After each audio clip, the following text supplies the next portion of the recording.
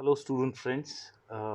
We have been discussing the topics on Module 4, and till now we have already discussed about the joining processes, that is, welding, brazing, and soldering. And another important topic in this module will be the engineering materials. Now, in this topic, we are going to briefly touch upon the various types of metals, then composite materials and smart materials. Today, what we'll do is we will talk about the basic classification of engineering materials and start off with the discussion on ferrous materials. Now, as we know, when we look around, everything is made up of one or the other material, and all these are mainly classified into two categories, namely metals and non-metals. And we have various examples of non-metals, like we have glass, we have wood, and so on. And uh, the most important component, as engineers, what we use these days will be metals as well as composite materials, which is a new field which is emerging. uh, Materials in general have been used from the early ages, and people used stone, wood, etc. for their survival. And of late, all these materials, various types of materials, have been used in housing, stones, and making tools, jewelry, and so on. Now, currently, the present trend is people are trying to find out newer materials which have got excellent properties. And a few of these properties are, for example, corrosion resistance and machinability, that is the ease with which you can machine, as well as wear resistance. So these materials, or these metals especially, they are used in weaponry, they are used in medicine for various purposes, and used in spacecrafts, marine applications, and so on. So everything, whatever we see around, has to be made up of something which is either a metal or a non-metal, but our focus will be mainly on metals. Now, we will see the classification of engineering materials, especially metals. We can see that metals are mainly classified into two categories. One is ferrous and the other one is non-ferrous.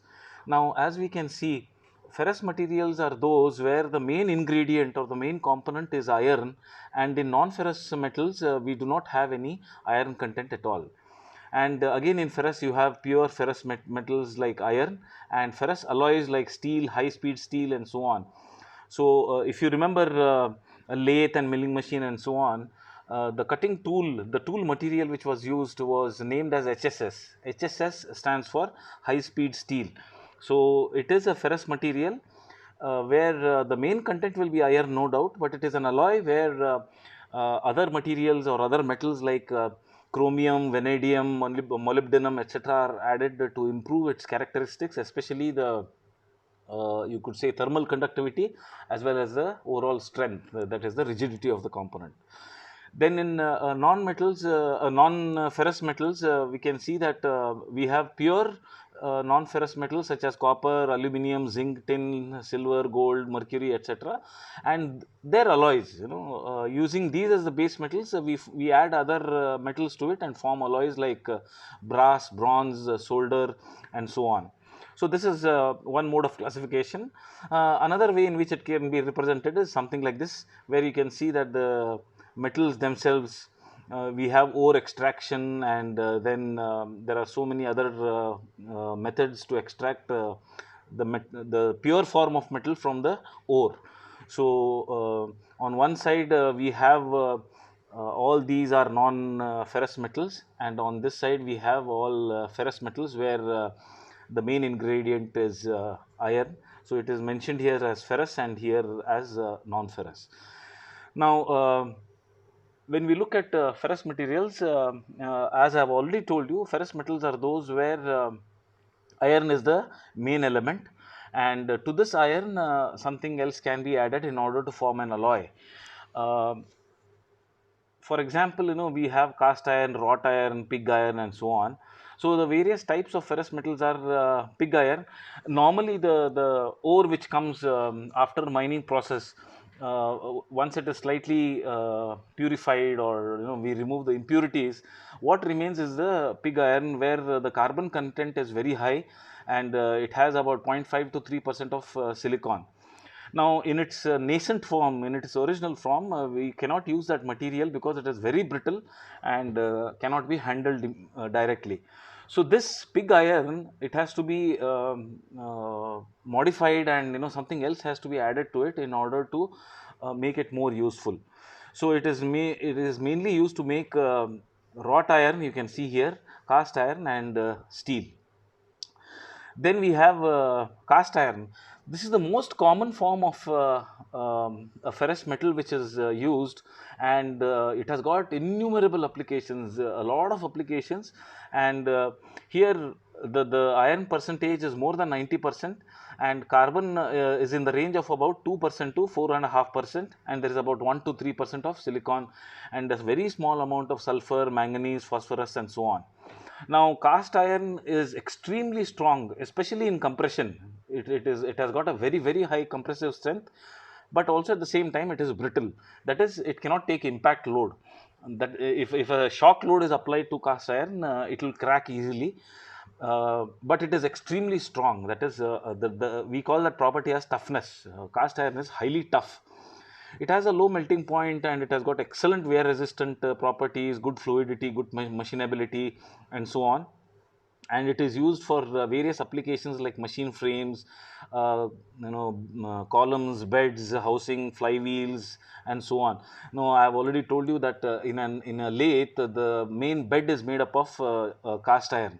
I had also mentioned that in IC engines, a cylinder or a cylinder head is made up of cast iron. But however, these days, of course, it has been replaced by aluminum or aluminum alloy. One, you could say, you could call it as a disadvantage of cast iron, is that it is very heavy. Okay, we can see the images here where cast iron is being used.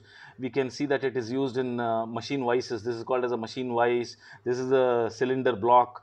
Then we have disc brakes in automobiles, and so on. There are so many applications, and you can see that the melting point is 1200 degrees centigrade. So that is all about the cast iron. Then we have another small variation in that itself. See, all these alloys or all these materials, just by varying the carbon content, silicon content, phosphorus, and so on by a small amount, we get an entirely new metal altogether. So we have something called as gray cast iron.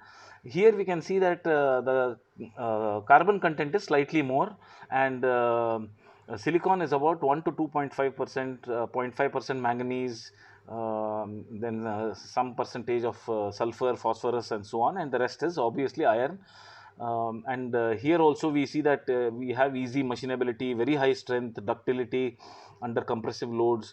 It is the least expensive of all the types of cast irons. Then these are also very commonly used in machinery, heavy equipment, intricate parts, then clutch plates, cylinder blocks, and so on. So this is about gray cast iron, which is another type of cast iron. Then we also have malleable cast iron. Now, you already know what is the meaning of malleability. Malleability is nothing but where you can make sheets out of it. Okay, so ductility is where you can draw thin wires, and malleability is where you can make sheets. So whenever we want to make sheets, we have to use this form of cast iron. You can see that there are mainly two types, namely white heart malleable cast iron and black heart malleable cast iron. White heart has cast iron has carbon content of 3.2% to 3.6%, while black heart has about 2% to 2.6%. That is, the carbon content is less in this case. And the properties are white heart malleable cast iron shows good ductility and impact resistance. That is, it can take shock loads. And white and black heart malleable cast iron has good machinability, and they can also be cast into intricate shapes. So the applications of these are they can be used in pipe fittings, hardware items, switch gears, then fittings for bicycles, bushes, bearings, and so on. Now, then we have ductile cast iron. And now we have come to another property, that is ductility. Malleability is what we have seen. Ductility is where you can draw it into thin wires. Now it contains carbon in the range of about 3 to 4%, then 2.5% approximately maximum of silicon, and sulfur, magnesium, and so on. It has the ductile cast iron, which is also called as spheroidal cast graphite iron, has got excellent wear resistance and corrosion resistance. Then it has got very good strength, increased ductility, good cast ability. That is, in castings you can use this material. And the applications are, obviously they are used in cast products such as gears, dies, pump bodies, then pressure castings, furnace parts, and so on. So this is spheroidal or ductile cast iron. Then we have wrought iron. One more form of iron is wrought iron, where it is as pure as possible. It is composed of almost 99%. It is produced from pig iron, and you can see the percentages of other materials here. Okay, so the chemical composition, if you see, they're all extremely less. That is, 0.02% carbon, 0.12% silicon, 0.018 sulfur, and so on.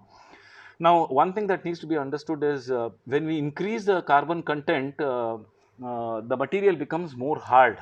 Okay, so cast iron, generally various forms of cast iron, you can see that the carbon content is very high, while in this case the carbon content is only 0.02%. So the properties of this are unlike other types of iron. So this is soft. Okay, so this we can see that it is soft, and it is highly ductile and very high toughness, machinability is good, and so on. And it finds application in making steam and water pipes, engine bolts, rivets, railway couplings, chain links, crane hooks, and so on. So this is these are the various types of iron. We have not talked about the alloys of iron, that is steel, especially steel. So we will be discussing about steel in the next class. Okay, so no, thank you very much.